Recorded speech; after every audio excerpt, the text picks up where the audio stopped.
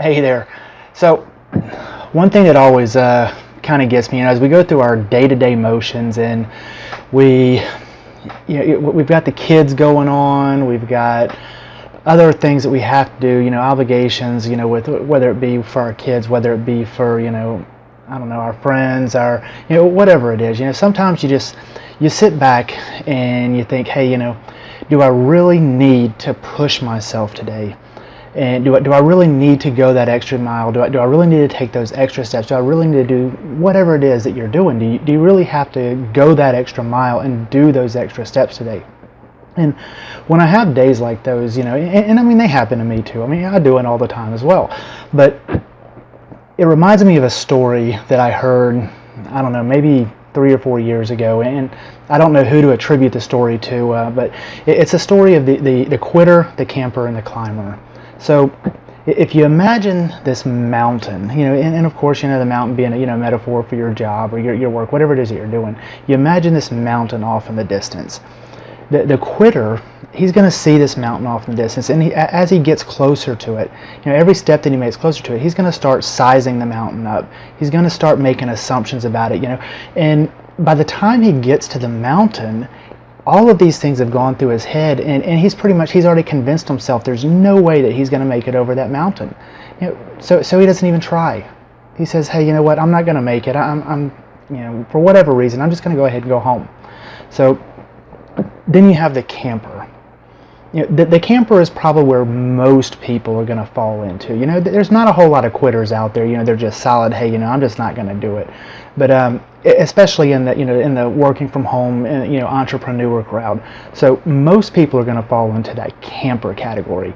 And the camper, he's doing the same thing that the quitter's doing. As he gets closer to the mountain, he's sizing it up and he's thinking, hey, I think I can do this. I mean, he's not real sure of himself, but he thinks he can. So he kind of looks and kind of sees where he can go, and he starts making some progress. He's feeling good about himself, and he gets a little ways up the mountain, and as he starts getting to some areas that are a little bit rougher, I think I've reached a spot where I'm good enough. I don't really need to go all the way up the mountain. I don't need to go over it. I mean, halfway up is pretty good, right? That's a reasonable level of success. I can go home and say I climbed half the mountain. But a climber, and I think a climber is really where most of us want to be, but maybe have just not quite attained it yet. The thing about a climber that's so much different is that he's going to ignore everything else that's going around him. He's going to ignore the chatter in the back of his head, that's telling him he's not going to be good enough to make it over, that he's that he doesn't have enough food to make it over. I mean, obviously going to the extreme here, but the climber, he looks at this mountain, he says, you know what, I can do this. I'm going to make this.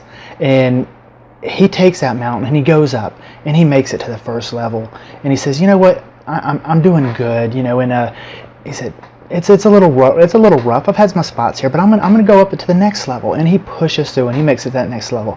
Well, you know what, a mountain, as you get closer to the top of the mountain, it just gets easier. You've already driven through the hardest part of that mountain just by making it up halfway. So as a climber, he reaches that camper that's sitting halfway point, and he says, hey, you want to come up to the rest of the mountain with me? He tries to lift him up and bring him with. Maybe the camper stays, maybe he doesn't, but the climber says, you know what, it's been nice talking to you here, but I'm going to push myself up. I'm going to go up to the top of this mountain. I'm going to go over this mountain. I'm going to be able to say that I did it. And every step he takes, the easier it gets, because he's already been through the hard part. He's already seen, some of that, adversity in the early stages, and he's made it through it. So there's no doubt in his mind. The further up that mountain he gets, there's less doubt that he's going to make it up, and he just keeps pushing and pushing.